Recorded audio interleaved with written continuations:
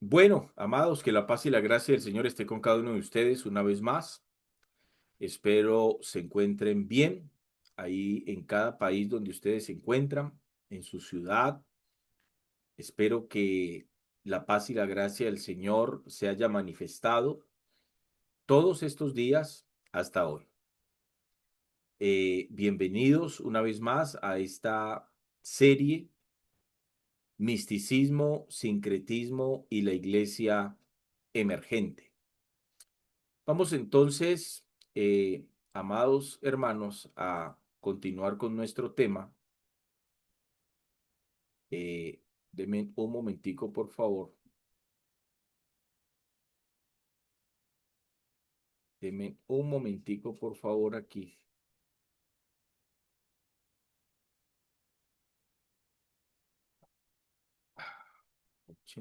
806. Denme un momentico, por favor.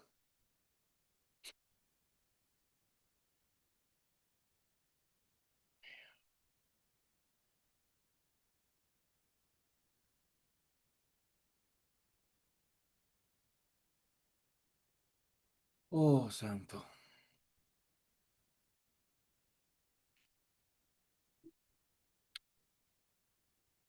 Ok, vamos a retomar el texto que leímos hace 8 días.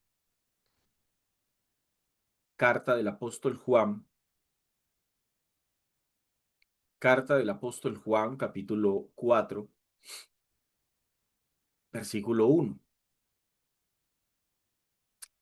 Carta del apóstol Juan, capítulo 4, versículo 1. Quiero que volvamos a ese texto.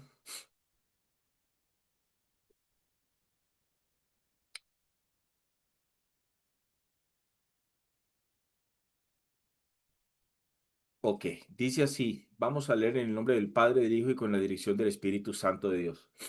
Dice, amados, escribe el apóstol Juan a la iglesia, nos escribe a cada uno de nosotros. Y dice, amados, es un llamado del apóstol Juan a cada uno de nosotros para despertar una conciencia que hoy dentro del cristianismo contemporáneo se tiene que despertar, ¿sí? Sin duda alguna, sin duda alguna, dentro del cristianismo contemporáneo se los puedo asegurar sin ningún temor a equivocarme, sé quién me está escuchando en este momento. Sé que Dios está escuchando lo que estoy hablando, sé que sé perfectamente que un día, tarde o temprano, voy a rendirle cuentas a Dios por lo que estoy hablando y por lo que enseño a diario. Entonces lo que le voy a decir, se lo voy a decir con plena seguridad. No tengo ningún temor a equivocarme en lo que le voy a decir, amado hermano. Tal vez es una verdad chocante, puede ser una verdad chocante. De hecho, la verdad suele ser chocante, ¿no? Pero es una verdad lo que voy a decir. Hoy en el lenguaje contemporáneo ya los muchachos le dicen a la verdad facto. Entonces, voy a tirarles un facto, como dicen los muchachos hoy. La mayoría de cristianos hoy, no puedo decir que es la minoría, quisiera decir que es la minoría, pero no lo puedo decir. La mayoría de cristianos hoy tienen un problema. Y es que no se ha logrado desarrollar la conciencia. Cuando hablo de conciencia estoy hablando de poder tener claridad sobre la verdad de la palabra de Dios. Cuando hablo de que no se ha desarrollado una conciencia, estoy hablando que no se ha desarrollado una declaración de fe realmente sana desde lo escritural. ¿Sí? Dice el apóstol Juan, amados, no creáis a todo espíritu. sino probad los espíritus si son de Dios. ¿Por qué le digo que el problema se encuentra no en la minoría, sino en la mayoría de cristianos evangélicos? Usted puede hacer el ejercicio que le voy a dictar a continuación y usted me dará la razón. Comience a establecer conversaciones y charlas con cristianos, personas que usted conozca como cristianas evangélicas. Y comience a hacer grupitos de 10. No estoy diciéndole que reúna a 10 personas en su casa, ni que los reúna en un lugar. Pero cada vez que usted se encuentre con un cristiano, hágale esta pregunta. Dígale, hermano o hermana, ¿usted cree que nosotros debemos de juzgar? Hágale esa pregunta a 10 cristianos y se va a llevar una sorpresa. De los 10 cristianos, lo más seguro es que 9, si es que le va bien, si no los 10 de 10, pero o sea, vamos a hacer un poquito eh, positivos que llaman, ¿no? Pero si usted le pregunta a 10 cristianos que si está bien juzgar, de los 10 que usted le pregunte, 9 le van a decir que no tenemos que juzgar, que el Señor mandó en su palabra a que no juzguemos a nadie. Ok, ahí usted va a entender lo que le estoy diciendo.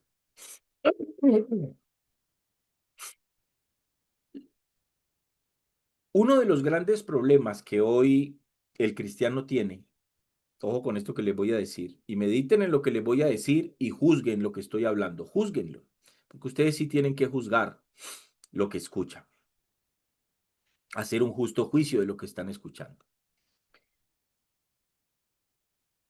Le estaba diciendo que el problema que hoy el cristianismo, y se los he venido repitiendo hace muchísimo tiempo, y es que el problema que el cristianismo contemporáneo tiene, la raíz del gran problema que el cristianismo contemporáneo tiene, radica en la falta de conocimiento. Recuerden cómo terminamos la enseñanza hace 8 días. El problema es que la mayoría de cristianos no quieren asumir la responsabilidad ni el sacrificio para desarrollar o para adquirir conocimiento. Ese es el gran problema que hoy la mayoría de cristianos tiene. ¿Cómo usted comprueba de una manera tan simple y a la vez vergonzosa lo que le estoy diciendo? Pregúntele a un cristiano que le explique la diferencia que hay entre juzgar y condenar. A ver qué le responden. Pregúntele a 10 cristianos. Dígale, hermano, ¿usted me puede explicar la diferencia que hay entre juzgar y condenar? Y se va a llevar una gran sorpresa con esa pregunta. Ahí ustedes se van a dar cuenta, solo con esas dos preguntas, la condición en la cual está la mayoría de hombres y mujeres que hoy profesan la fe en Cristo Jesús. Cuando Juan le escribe a la iglesia, cuando Juan nos escribe a nosotros allí en su primera carta, amados, no creáis a todo espíritu, sino probad los espíritus, si son de Dios. Esas palabras de Juan tienen que llevarnos a nosotros a una reflexión muy importante en nuestras vidas, que tienen que ver con vida eterna. Ojo, tiene que ver con vida eterna. ¿Por qué tienen que ver con vida eterna? Porque un espíritu tiene la capacidad de crear un pensamiento, una filosofía. Toda doctrina, présteme atención a lo que le voy a hablar aquí. Toda doctrina, amados hermanos, surge de un pensamiento. Toda doctrina surge de un pensamiento. Cuando hablamos de sana doctrina, hablamos de un pensamiento inspirado por el Espíritu Santo. Y cuando hablamos de falsa doctrina, hablamos de un pensamiento inspirado por otro espíritu que no es el Espíritu Santo de Dios. Tercera pregunta. para que usted haga el test del problema que hay en el cristianismo. Tercera pregunta. Pregúntele a cada 10 cristianos, pregúntele, hermano, ¿usted me puede explicar la diferencia entre el espíritu de verdad y el espíritu de error? Se va a llevar otra sorpresa. ¿Usted entiende que hoy vivimos en un mundo donde claramente se mueven dos espíritus? El Espíritu Santo de Dios, y se está moviendo otro espíritu que intenta y que ha logrado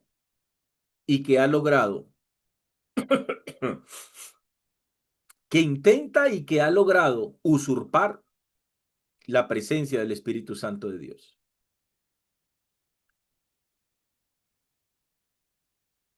Asumo que todos ustedes han leído la segunda carta del apóstol Pablo a los tesalonicenses, capítulo 2, versículo 7. Vamos allí. Segunda carta del apóstol Pablo a los tesalonicenses, capítulo 2,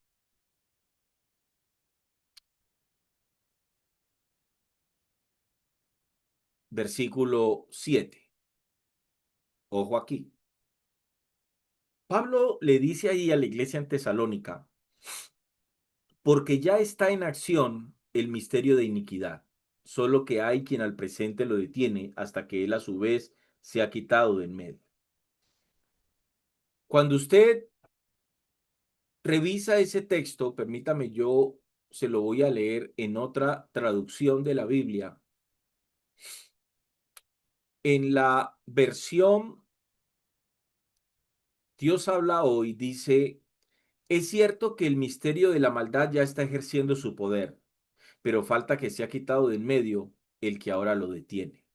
Usted se preguntará, ¿qué es el misterio de la maldad? Usted se preguntará, ¿cuál es el misterio de la iniquidad? Se preguntará usted. El apóstol Pablo está hablando de ese espíritu. Escúcheme bien lo que le voy a decir. Pablo aquí está haciendo referencia a ese espíritu que es contrario al Espíritu Santo de Dios. Pablo hace referencia en este texto, amados hermanos, a ese espíritu en el cual hoy lamentable, tristemente y vergonzosamente muchos cristianos evangélicos están poniendo su fe y asumen que ese mover de ese espíritu falso es el Espíritu Santo de Dios. Entonces, cuando yo entiendo eso y medito en lo que el apóstol Juan está escribiendo aquí, amados, no creáis a todo espíritu, sino probad los espíritus si son de Dios, es porque Juan claramente está haciendo referencia a que la iglesia, o sea, ustedes y yo, en este mundo en el que vivimos en medio de un sistema religioso falso, estamos a diario corriendo el riesgo de vernos expuestos ante un espíritu que no es de Dios. Y eso es exactamente lo que está pasando en el cristianismo de hoy. Si no probad los espíritus si son de Dios, o sea, eso sugiere que hay un espíritu que no es de Dios. Porque muchos falsos profetas han salido por el mundo. Cada uno de nosotros, como discípulos de Cristo, y tenga en cuenta que no estoy hablando de cristianos, estoy hablando de discípulos de Cristo. Espero que ustedes entiendan la diferencia que hay entre ser cristiano y ser un discípulo de Cristo. Bien, cada uno de nosotros como discípulos de Cristo tenemos que desarrollar una conciencia. Perdón. Tenemos que desarrollar una conciencia, tenemos que tener una claridad sobre la lucha que tenemos, ojo, por el hecho de estar en Cristo. Quiero que medite seriamente en lo que le voy a plantear aquí, porque sé que le va a servir mucho, amado hermano. Escuchen bien esto. Jesús dijo, yo soy el camino, la verdad y la vida. ¿Qué implica eso? Eso implica lo siguiente. Si nosotros estamos en Cristo, entonces ¿en dónde estamos? Estamos en la verdad, ¿cierto? Jesús dijo, yo soy la verdad. Si nosotros estamos en Cristo, estamos en la verdad. Eso implica, eso detona una lucha con la mentira. Si vos estás en la verdad, vas a tener que lidiar, vas a tener que luchar contra la mentira.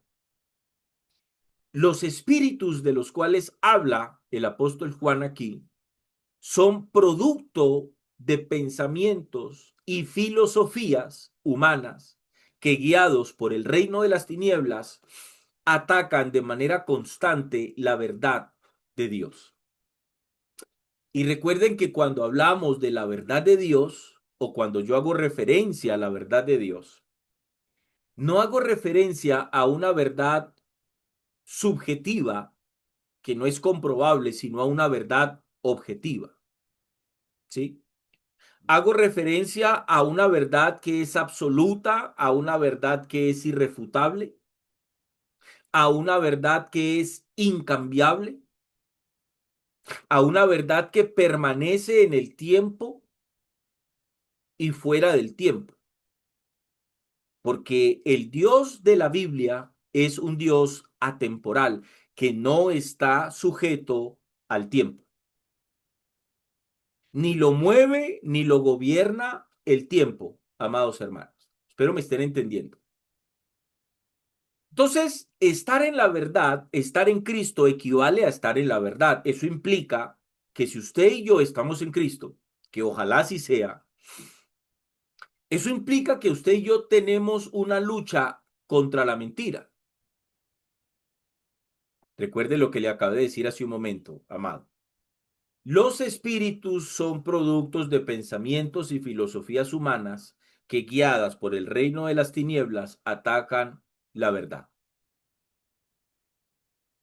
Tenga en cuenta que los espíritus de los cuales habla el apóstol Juan no deben de ser entendidos o interpretados como demonios, sino como moveres, como movimientos que hoy todos nosotros conocemos dentro del cristianismo evangélico. Quiero que vamos a la segunda carta del apóstol Pablo a la iglesia en Corinto. Vayan allí, por favor.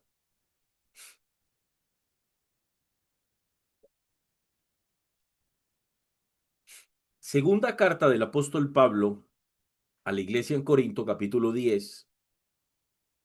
Vamos a leer del versículo 1 al versículo 5. Bien, dice así. Yo, Pablo, os ruego por la mansedumbre y ternura de Cristo, yo que estando presente ciertamente soy humilde entre vosotros, mas ausente soy osado para con vosotros. Ruego, pues, que cuando esté presente no tenga que usar de aquella osadía con que estoy dispuesto a proceder resueltamente contra algunos que nos tienen como si anduviésemos según la carne. Versículo 3. Pues aunque, pues aunque andamos en la carne, pongan cuidado a esto, por favor, porque estoy convencido que ustedes han leído este texto. Ojalá sea así. Versículo 3. Pues aunque andamos en la carne, dice el apóstol Pablo, no militamos según la carne. Porque las armas, dice el apóstol Pablo, versículo 4, de nuestra milicia, de nuestra lucha, dice Pablo, no son carnales, sino poderosas en Dios para la destrucción de fortalezas. Aquí es donde el apóstol Pablo, lo hemos hablado, yo ya les he explicado en muchas ocasiones, que la guerra espiritual bíblica no es gritarle al diablo, no es atar al diablo, no es patear al diablo, no es atar demonios, no es caer en ese show pentecostal y carismático que tergiversó la verdad de la palabra de Dios con respecto a la guerra espiritual. Sí tenemos una guerra espiritual. Claro que hay fundamento, sustento escritural para creer que tenemos una guerra espiritual. El asunto es que si vos como cristiano no entendés cuál es la guerra espiritual de la cual habla el apóstol Pablo, entonces nunca, y te lo aseguro, amado hermano, nunca vas a poder desarrollar la capacidad de discernir los espíritus a ver si son o no son de Dios.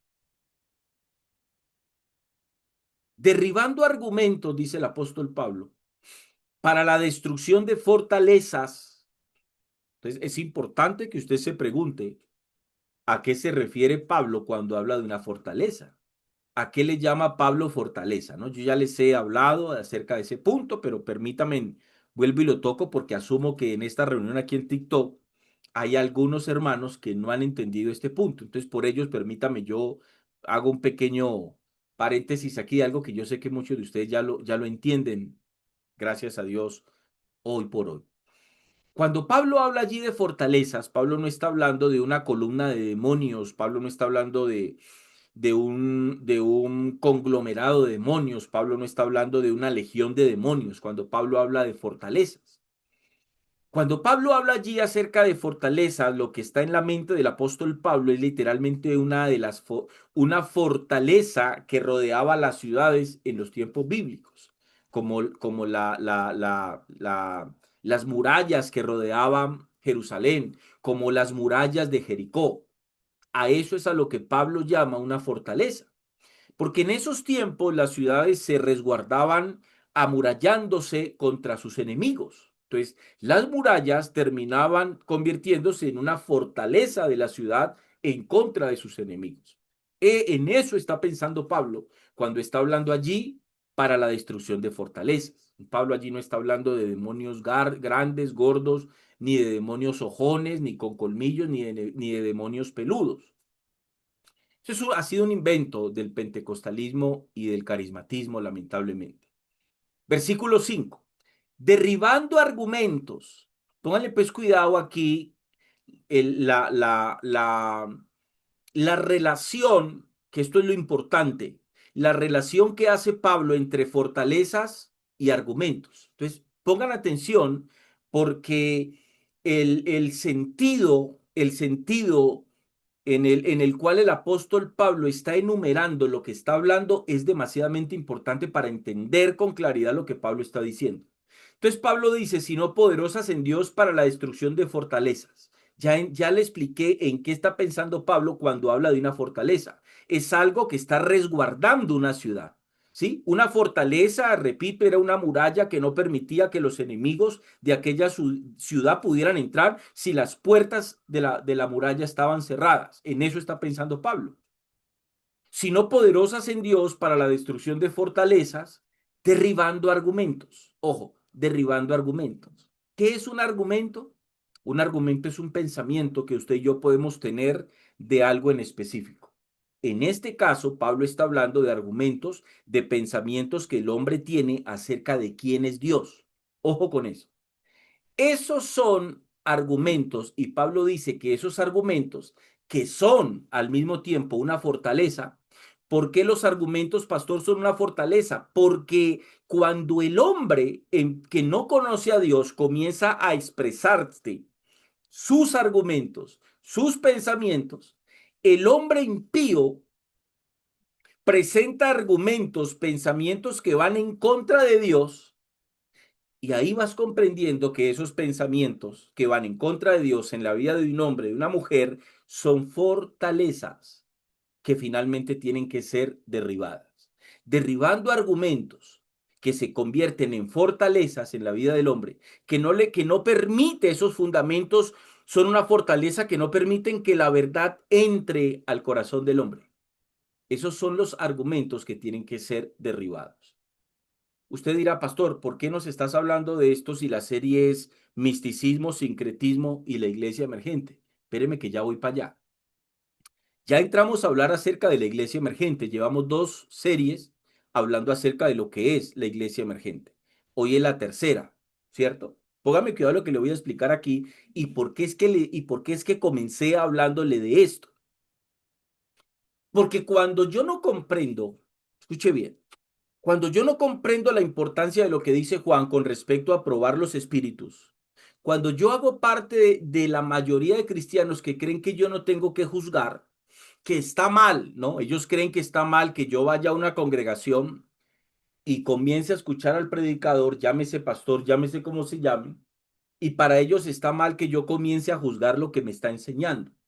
Ahí es cuando usted escucha hablar, escucha esos pensamientos, esos argumentos de los hermanitos, que no hables acerca hermano, no juzgue al ungido, ¿no? No hables del ungido, no juzgue al ungido, no señale al ungido. Ahí te das cuenta la clase de cristianismo que hoy tenemos. Entonces Pablo dice, derribando argumentos y toda altivez que se levanta contra el conocimiento de Dios. Miren allí que Pablo habla primero de fortalezas, luego habla de argumentos y luego habla de altivez. ¿Por qué Pablo primero habla de fortalezas, luego habla de derribar argumentos y luego habla de altivez? Porque una cosa va seguida de la otra. Una fortaleza es el producto de una cantidad de argumentos, de pensamientos y filosofías que el hombre tiene aquí que van en contra de Dios. Eso hay que derribarlo. ¿En qué termina eso? Eso termina en altivez del hombre, porque el hombre cree que no necesita de Dios. El hombre presenta argumentos y en esos argumentos te indica, te explica que él o ella no necesita de Dios. Por eso usted se topa con hombres que dicen, a mí no me hablen de Cristo, porque yo para ser salvo no necesito ir a una iglesia. Ese es el nivel de ignorancia que hay en el hombre que no conoce al Dios de la Biblia. Entonces, con esos argumentos, con esos pensamientos, ya te están demostrando una altivez que hay en sus vidas, en sus corazones. Y esa altivez, dice Pablo, es la que se levanta en contra del conocimiento real del Dios de la Biblia. Entonces, termina Pablo expresando y llevando cautivo todo pensamiento a la obediencia a Cristo. Entonces, cuando uno entiende lo que es la guerra espiritual bíblica, no ese show de medio peso que ya usted conoce, ¿no? No, yo no estoy hablando de eso. Estoy hablando de la guerra espiritual bíblica. Cuando usted entiende lo que es la guerra espiritual bíblica, usted va a poder entender cuál es verdaderamente la importancia, vuelvo y repito, de las palabras de Juan, amados, no creáis a todo espíritu, sino probad los espíritus. Porque un espíritu es un mover, es un movimiento, es una enseñanza que fue producida por un pensamiento. Toda doctrina, como le dije hace un momento, es producto de un pensamiento. Toda doctrina es producto de un pensamiento. Cuando hablo de doctrina estoy hablando de enseñanza, ¿no? Por esa razón, amados hermanos, por esta razón es que Juan nos mandó a probar los espíritus, a probar los falsos movimientos que hoy nos presenta el cristianismo falso. Porque la verdadera guerra espiritual es una lucha contra pensamientos y contra ideologías que van en contra de la verdad del evangelio y que van en contra de la doctrina bíblica. ¿Qué es lo que hoy el cristianismo contemporáneo enfrenta? Una cantidad de movimientos, una cantidad de pensamientos basados en supuestas nuevas revelaciones, que es que Dios me reveló, que es que tuve un sueño, que es que tuve una visión y en ese sueño Dios me reveló, Dios me habló y me dio una estrategia y entonces ahí es donde entramos a ese cristianismo que no es un cristianismo objetivo, sino que es un cristianismo subjetivo, porque nada de lo que ese tipo de cristianos expresan se puede comprobar con la escritura, porque para ellos la escritura no es el filtro de su fe y de su doctrina en sus vidas. Ojo con esto. ¿Y por qué para ellos no es eso la escritura? Porque ellos aquí tienen un pensamiento que lo llevó allí ese falso espíritu.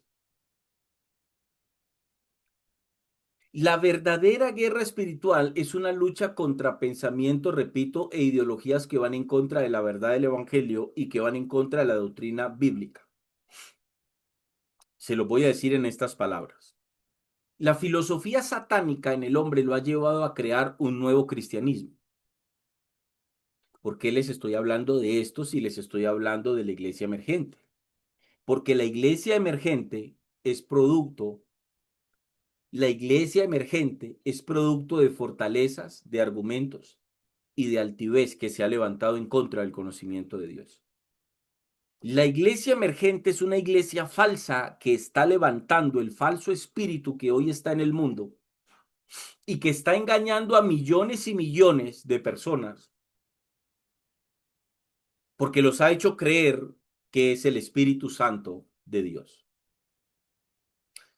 Tal vez alguien diga o esté pensando en este mismo momento, es posible que alguien esté pensando en este mismo momento, ¿cómo estoy seguro de eso? ¿Cómo estoy seguro de eso? Hombre, de una manera muy simple y muy sencilla que todos nosotros deberíamos tener claro. Pablo le habla a Timoteo, primera de Timoteo capítulo 3 versículo 16 acerca de lo que es la escritura. Toda fue inspirada por Dios y útil para enseñar, para redarguir, para corregir al hombre, a fin de que el hombre sea preparado para toda buena obra. Ser del hombre, que el hombre sea perfecto, preparado para toda buena obra, dice el apóstol Pablo. ¿Qué significa eso? Lo hablaba ahorita en una clase que estaba grabando. Lo que el apóstol Pablo está diciendo allí es que para todo hombre y mujer de Dios, la palabra escrita, la palabra revelada, tiene que ser, y esto no es un consejo, hermanos, tiene que ser el filtro nuestro para probar la fe que nos están expresando, que nos enseñan o que nos venden, y para probar la doctrina que nos enseñan. Entonces, los pensamientos que ese falso cristianismo y que ese falso espíritu ha generado en el hombre hoy, han hecho que se levante desde el año 1996 aproximadamente un nuevo cristianismo. No sé si ustedes han escuchado hablar del cristianismo progresista. No sé si ustedes han escuchado hablar del cristianismo progresista. Alguien dirá, nunca he escuchado hablar del cristianismo progresista, porque la palabra progresista es una palabra que está más sujeta a la política, es una palabra que está sujeta a la cultura, pero no, mi hermano. El cristianismo progresista existe, ¿sí? ¿Cuáles son algunos puntos que defiende el cristianismo progresista, ¿no? O el cristianismo de izquierda, como muchos lo llaman, ¿no? Obviamente el cristianismo no tiene tinte político, no tiene bando político, no lo tiene por qué tener. Pero algunos puntos que defiende el cristianismo progresista es la justicia social. El cristianismo progresista enseña que cuando Cristo vino a la tierra hace 2000 años, vino con la intención de establecer justicia social y eso tiene gran parte de verdad, pero es incorrecto aplicarlo en nuestro contexto. Y así es como Satanás engaña al hombre. Porque como Satanás es audaz, Satanás no es ningún bobo. Satanás no engaña a punta de mentiras. Satanás sabe que para poder engañar a muchos hombres y mujeres que profesan la fe en Cristo Jesús hoy, Satanás sabe que no los puede engañar con 100% mentiras. Satanás sabe que tiene que hacer una mezcla entre verdad y mentira. Y con esa mezcla es que logra y ha logrado engañar y tiene engañado a millones de hombres y mujeres en el mundo hasta el día de hoy.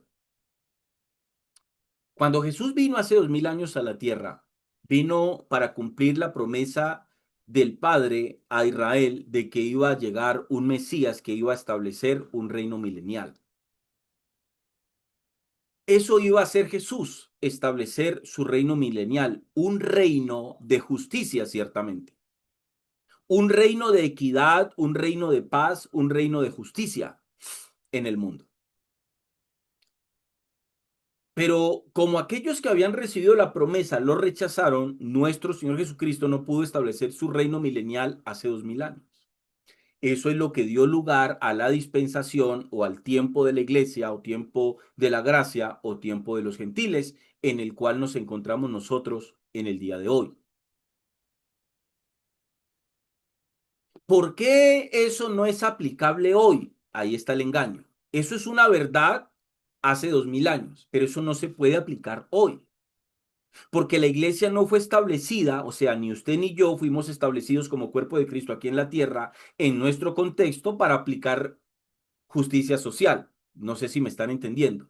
Lo que les estoy diciendo es que la iglesia hoy, en nuestro contexto, no puede generar justicia social, porque la justicia social en este mundo no depende de la iglesia.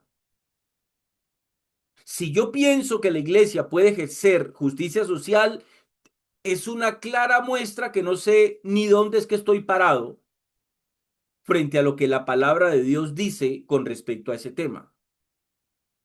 No me puedo olvidar que este mundo está siendo gobernado por el reino de las tinieblas, amados hermanos. Por eso es la injusticia social de este mundo, porque este mundo no está siendo gobernado por Dios, está siendo gobernado por el enemigo.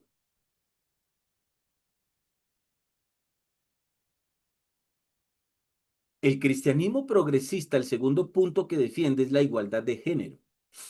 Usted encuentra hoy congregaciones llamadas cristianas evangélicas defender la igualdad de género. Y defender la igualdad de género va en contra de la palabra de Dios, porque Dios estableció que el hombre era cabeza de la mujer. Y por más que la mujer quiera ser igual al hombre, nunca lo va a hacer. ¿Sabe qué ha hecho el feminismo hoy? El feminismo lo único que ha hecho es quitarle derechos a la mujer. En vez de dárselos, se los ha quitado. El feminismo lo que ha hecho en contra de la mujer hoy es, en vez de darle dignidad, se la ha quitado. Pero las feministas creen que el feminismo o el movimiento feminista, que es un argumento en contra de Dios, ojo con eso, cree que le están dando a las mujeres dignidad cuando realmente está sucediendo todo lo contrario, se la está quitando. ¿Por qué se la está quitando? Ya le explico por qué. La filosofía feminista lo que quiere hacer, lo que presenta, lo que vende, es que el hombre y la mujer son iguales, ¿sí? Que son iguales.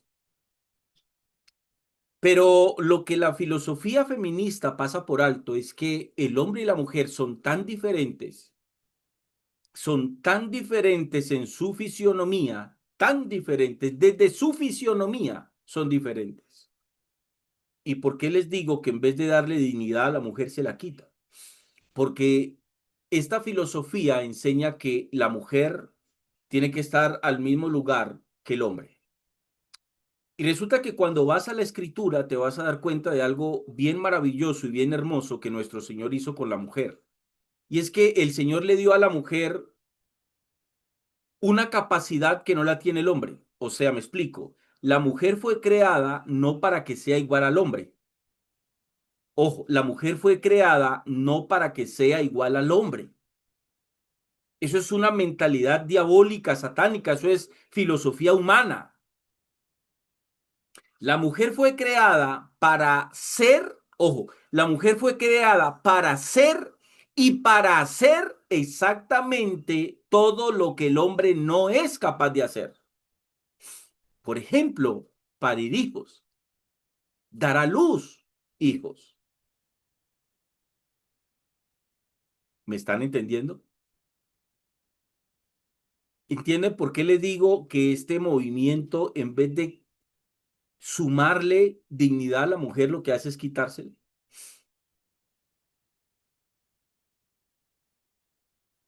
El cristianismo progresista defiende el derecho al aborto. Usted dirá, wow, increíble, pero usted se encuentra hoy con denominaciones cristianas evangélicas que están a favor del aborto. ¿Por qué? Porque ellos creen que eh,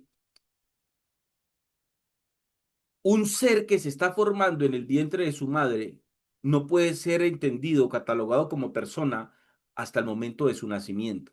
O sea, según ellos, cuando el bebé está dentro de su madre, no es allí una persona.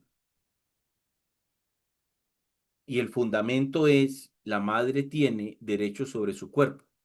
El problema es que dentro de ese cuerpo ya hay otro cuerpo, ya hay otra vida. El cristianismo progresista defiende la orientación sexual, defiende la identidad de género, y escuche lo que le voy a explicar aquí, defiende los problemas ambientales, o sea, son proambientalistas. Todos esos puntos claramente van en contra de la palabra de Dios. Y expresan, amados hermanos, expresan, ténganlo por seguro que expresan la condición de ignorancia que hay en ellos. Ellos dicen que los problemas ambientales del mundo son culpa del hombre, porque el hombre quema gasolina, hay una deforestación para cultivos, para ganado, etcétera, etcétera. Usted sabe que eso enseñan los ecologistas, ¿cierto? Emisiones de gases. Hoy usted encuentra la fuerza que están tomando la venta la venta de los carros eléctricos, ¿cierto? Para que haya esa transición entre vehículos que funcionan con combustibles fósiles a poder desarrollar una nueva tecnología de vehículos que funcionen con energía. El caso es que si usted estudia cómo se producen las baterías de litio para poder crear las baterías para esos carros, usted se va a dar cuenta el proceso que tiene eso y el proceso que hay que hacerle después de que esas baterías dejen de funcionar, igual dañarían el medio ambiente según la filosofía ambientalista. Me explico. ¿Cuál es el problema que hoy tenemos ambiental? ¿Sí? Podemos decir que tenemos problemas ambientales, eso está claro. Pero la cuestión del problema que hoy tenemos ambiental no es de hoy. No se nos puede olvidar que la creación misma, como dice el apóstol Pablo, está sujeta a vanidad por causa del que la sujetó en esperanza, dice el apóstol Pablo. ¿Qué significa eso? Que los problemas climáticos que el universo tiene, que nuestra creación tiene, que esta tierra tiene, no es porque estemos quemando gasolina en automóviles y en motocicletas y con empresas. No, el problema de la creación, de la naturaleza, el problema del reino animal, del reino vegetal y del reino mineral, no es problema de la humanidad. No es causado por la humanidad, es causado por el pecado, amados hermanos. Porque cuando Adán y Eva pecaron, el pecado no solamente entró al hombre, sino que el pecado entró a toda la creación misma. Por eso es que Pablo dice que la creación misma gime a una, esperando la manifestación de los hijos de Dios. Entonces, cuando uno entiende eso, uno dice cómo los pensamientos y filosofías que hoy el enemigo está creando, levantando y metiéndole en la cabeza al incauto en la fe, cómo están haciendo de daño porque tergiversan y ayudan a que el hombre y la mujer que entre a practicar ese tipo de cristianismo basado en filosofías humanas, en filosofías humanistas, se aparten del conocimiento de la verdad y al apartarse del conocimiento de la verdad, se están apartando de Dios mismo.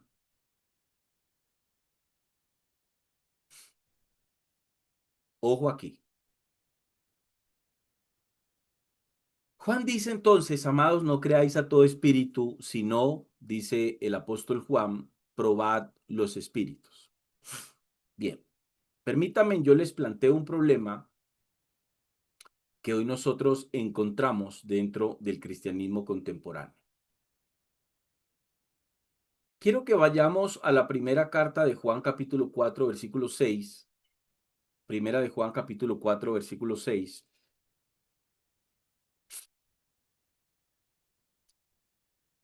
Dice Juan allí, nosotros somos de Dios.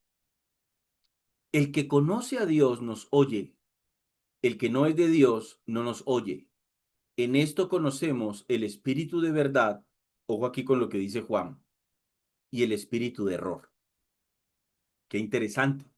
No sé si ustedes han leído este texto, asumo que lo han leído, pero pregunto yo, cuando ustedes han leído estas palabras de Juan en este versículo 6, ¿ustedes realmente han meditado en lo que Juan está diciendo allí? Nosotros, dice Juan, somos de Dios. Y el que conoce a Dios nos oye. Eso es una realidad. Yo les aseguro nuevamente, sin temor a equivocarme, amados hermanos, que el hombre y la mujer que verdaderamente ha nacido de nuevo y que ha conocido a Dios a través de la escritura, no a través de una experiencia, no, a través de la escritura,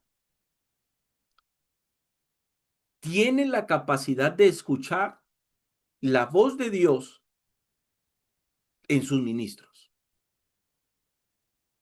Pero cuando alguien, y esto lo está expresando Juan, bajo plena revelación del Espíritu Santo, y Juan dice, el que no es de Dios no nos oye. Wow, y este planteamiento que hace Juan,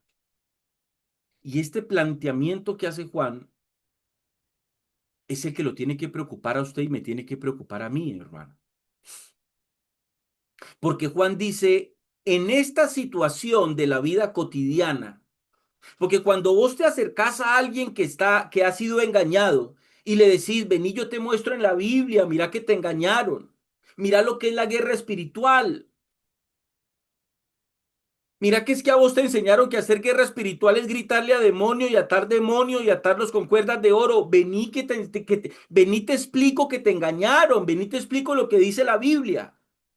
Y vos vas y les enseñás y les explicás lo que les acabo de explicar de lo que Pablo habla de la guerra espiritual, ellos no te van a escuchar. ¿Y por qué no te van a escuchar? Porque ellos están enceguecidos por ese espíritu de error. Eso es lo que Juan dice aquí. En ese asunto, en esa experiencia, en esa cotidianidad de la vida espiritual, en esto es que conocemos el espíritu de verdad y el espíritu de error. O sea, si hay un espíritu de error. Y créanme, amados hermanos, que vale la pena preguntarnos cuál es el espíritu que ha venido influenciando nuestra vida cristiana hasta el día de hoy. Por favor, hágase esa pregunta que es importante. Voy a ir a leer otro texto. Leamos segunda de Tesalonicenses capítulo 2, versículo 10 al 12. Segunda de Tesalonicenses capítulo 2, del versículo 10 al versículo 12. Mediten en esto, hermanos. Mediten en esto que vale la pena. Dice, leámoslo desde el versículo 7, que lo leímos, leamos desde el 7 al 12. Y mediten en esto, que vale la pena, hermanos. Porque ya está en acción el misterio de la iniquidad, solo que hay quien al presente lo detiene hasta que él a su vez se ha quitado del medio. Y entonces se manifestará aquel inicuo a quien el Señor matará con el espíritu de su boca y destruirá con el resplandor de su venida. Inicuo cuyo advenimiento es por obra de Satanás con gran poder y señales. Ojo, hermano, por favor, medite en esto que usted está leyendo por su bien, amado. Inicuo cuyo advenimiento es por obra de Satanás, no es por obra de Dios. Y ese inicuo, está Pablo hablando del anticristo, ese inicuo va a venir con gran poder, con un poder que no es de Dios. ¿De dónde es ese poder? Hermano, ¿de dónde es ese poder? De Satanás. Es lo que el texto está diciendo. Es por obra de Satanás con gran poder y señales. Y señales. Y a eso súmele prodigios mentirosos. ¿Por qué le hablo de esto? Porque hoy el cristianismo falso, ese espíritu falso está engañando a millones de personas precisamente con esto.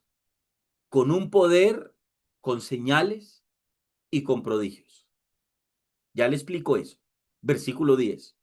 Y con todo engaño de iniquidad, dice el apóstol, y con todo engaño de iniquidad para los que se pierden. ¿Por qué Pablo habla y dice para los que se pierden?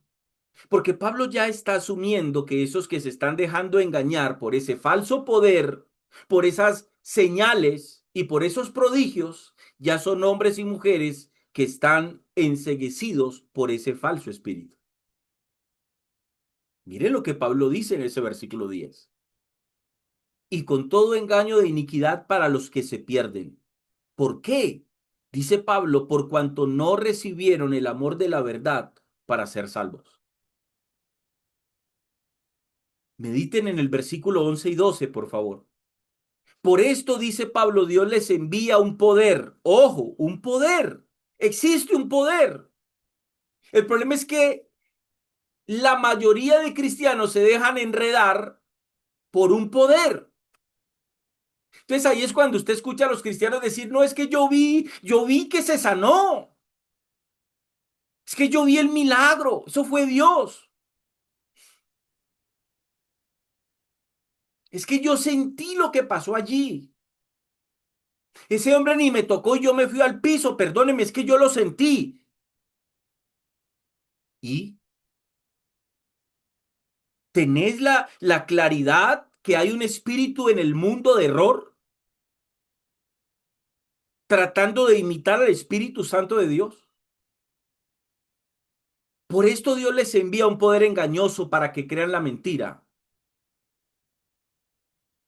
Yo no sé cuántos de ustedes han meditado en esto, dice el versículo 12, a fin de que sean condenados todos los que no oyeron la verdad, sino que se complacieron en la injusticia, dice el apóstol Pablo. Y quiero leer otro texto, Juan 8:44. Evangelio según San Juan, capítulo 8, versículo 44. Dice el texto, Jesús hablando con los judíos les dice, lo leo desde el versículo 43, les dice, ¿por qué no entendéis mi lenguaje? ¿Por qué no podéis escuchar mi palabra? Ojo, y estaba hablando con judíos. Pero algo tenían en ellos espiritualmente que no les permitía que ellos pudieran comprender que Jesús era su Mesías. ¿Por qué no entendéis mi lenguaje? ¿Por qué no podéis escuchar mi palabra? Entonces Jesús ahorita les va a explicar por qué ellos no podían hacerlo. Vosotros sois de vuestro padre el diablo. Esa es la razón. Y los deseos de vuestro padre queréis hacer. Él ha sido homicida desde el principio y no ha permanecido en la verdad, porque no hay verdad en él. Cuando habla mentira, de suyo habla, porque es mentiroso y padre de mentira. Y a mí, porque digo la verdad, no me creéis. Ojo con esto. Permítame, yo les planteo el asunto en estos términos y mediten en esto que les voy a decir, amados. Por favor, mediten en esto que les voy a decir aquí a continuación. Nunca piensen que si un hombre es popular y atrae grandes multitudes, significa que debe estar enseñando la verdad. Ojo con eso. Nunca piensen que porque un hombre es popular y está atrayendo grandes multitudes, significa que debe estar enseñando la verdad. Nunca piensen en eso. Porque les puedo hablar de un hombre que sé que usted conoce, ya murió, Gille Ávila. Gille Ávila era un hombre popular dentro del cristianismo contemporáneo. Atraía multitudes, pero no enseñaba la verdad. Nunca piensen que si un hombre es un buen orador público y puede mantener la atención de una audiencia, eso significa que ese hombre debe de estar enseñando la verdad. Nunca piensen que si te gusta la persona que estás escuchando porque te gusta cómo habla, cómo se expresa, cómo define los conceptos bíblicos, cómo expresa la escritura. Nunca piensen que si la persona te gusta es porque debe estar enseñando la verdad. Porque a muchas personas les gusta Juan Carlos Harrigan y ese tipo no enseña la verdad. A muchos les gusta escuchar hablar a Dante Gebel y Dante Gebel no enseña la verdad. Nunca piensen que si un hombre cita muchas escrituras, muestra un aparente conocimiento bíblico. es porque está enseñando la verdad. Porque el diablo se conoce la escritura de pe a pa. Espero me estén entendiendo. Nunca piensen que si un hombre muestra características, credenciales académicas y educativas es porque debe estar enseñando la verdad. Porque el mundo y el sistema religioso corrupto y falso que hoy ustedes conocen está lleno de teólogos que están enseñando mentiras y falsedades. Voy terminando.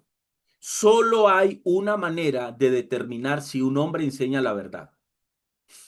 Ojo, solo hay una manera de determinar si un hombre está enseñando la verdad.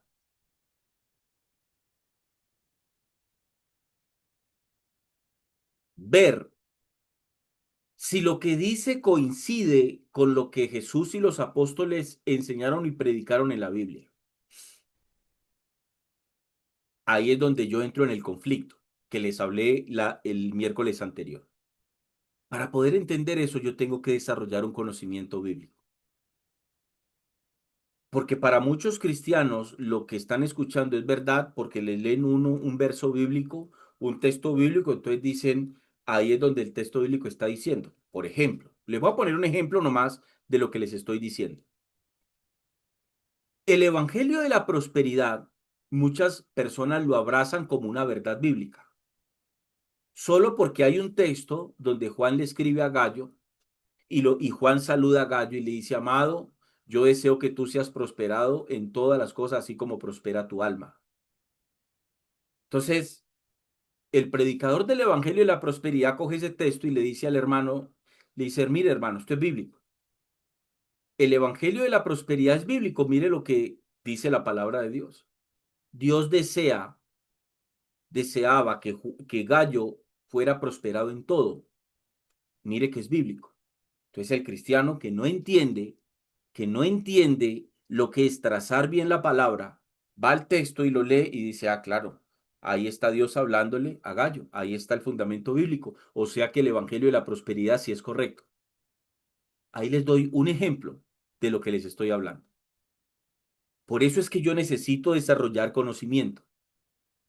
Yo necesito entender, cada hombre y cada mujer que profesa la fe en Cristo necesita entender qué es trazar bien la palabra, qué es usar bien la palabra de verdad, como Pablo le dice a Timoteo, 2 Timoteo 2:15.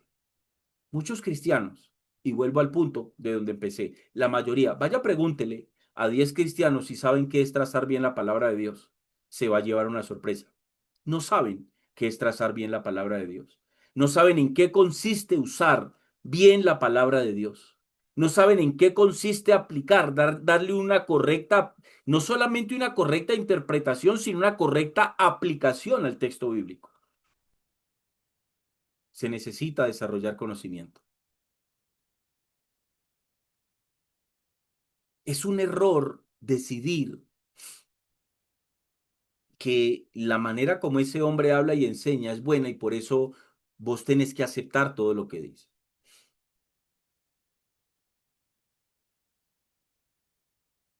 Una cosa debe de influir en todo lo que nosotros creemos, amados, en todo lo que enseñamos y en todo lo que practicamos. No puede ser un libro que alguien escribió. Tu conocimiento del Espíritu Santo no puede estar basado en el libro de Cas Luna. ¿Cómo es que se llama? Del Espíritu Santo. Se me escapa el nombre de ese libro. En honor al Espíritu Santo. No, no, anda, bañate. Coge ese libro y botalo. A mí no me hables de que vos conociste al Espíritu Santo o desarrollaste el conocimiento del Espíritu Santo porque compraste el libro en honor al Espíritu Santo. Porque eso es basura. Tiene que ser la palabra de Dios. Tiene que haber algo que sea el estándar por el cual toda enseñanza pueda ser probada. Porque si no, vos estás en el cristianismo subjetivo, en ese cristianismo que tiene o que contiene una serie de enseñanzas, prácticas y doctrinas que no las puedes fundamentar con la escritura. Pero entonces, ¿por qué las crees? Porque Harrigan lo enseña, porque Cas Luna lo enseña, porque Dante Gebel lo enseña, porque Guillermo Maldonado lo enseña. Ese es el cristianismo que tenemos hoy. Cristianismo subjetivo, basado y fundamentado en experiencias humanas, no en la palabra de Dios. Solo es a través de la palabra que podéis distinguir el espíritu de verdad y el espíritu de error.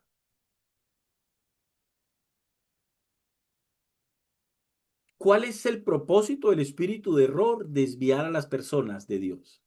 ¿Y cómo lo hace? A través de la mentira, a través de la falsa enseñanza. Los extravía de su salvación. Recuerden las palabras a Timoteo, 1 Timoteo 4:1. En los postreros días muchos apostatarán de la fe escuchando a espíritus engañadores y a doctrinas de demonios.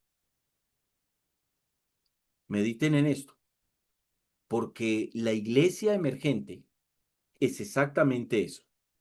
Lo que hoy ustedes conocen como iglesia emergente es exactamente eso. Es un movimiento de iglesia que, como su nombre bien lo dice, es un movimiento de iglesia que está emergiendo, que está creciendo. Y vaya que sí está creciendo. Ojo, vaya que sí está creciendo. Porque esas son las congregaciones que crecen. Esas son las congregaciones que crecen. Y termino con esto y vuelvo y se lo digo. Y le digo esto otro sin temor a equivocarme. Congregaciones donde se predica la sana doctrina no crecen como crecen las congregaciones cuya línea teológica tiene que ver con la iglesia emergente. Espero mediten mucho en esta enseñanza. Espero que lleven esta enseñanza a la palabra. Espero que puedan juzgar sin ningún problema, que aquí yo no les estoy echando cuento a ustedes, que les estoy exponiendo la verdad de los problemas que hoy el cristianismo contemporáneo tiene. Espero, amados hermanos, que esta parte de esta serie haya sido hoy de edificación para ustedes. Mediten mucho en esto. Mediten mucho en que hoy en el sistema religioso que tenemos está operando un espíritu de error. Y usted tiene que tener claridad cuál es el espíritu que a usted lo está influenciando en su vida espiritual. ¿Realmente es el Espíritu Santo de Dios o no será ese espíritu de error que anda por muchas congregaciones haciendo que la gente tiemble, empujando a mucha gente al piso, generando sanidades milagrosas solo y exclusivamente en campañas evangelísticas y en los cultos? Porque el que ministra esas sanidades nunca lo vas a ver en un hospital y en una clínica, glorificando el nombre de Dios, sacando a los enfermos de los hospitales, sacando a los enfermos de las unidades de cuidados intensivos. Allá no los vas a ver nunca. Bobos no son para ir allá. Mediten en esto, amados hermanos. Y los invito que estén pendientes a la próxima entrega, el próximo miércoles. Continuamos con este tema, 8 p.m. hora Colombia. Los espero a todos ustedes. Si usted cree que esta enseñanza le ha sido de edificación, ayúdeme a compartir este video. Si no se ha suscrito al canal JL López Apología, suscríbase a nuestro canal y comparta esta serie. Que la paz y la gracia del Señor les acompañe a todos ustedes, amados hermanos.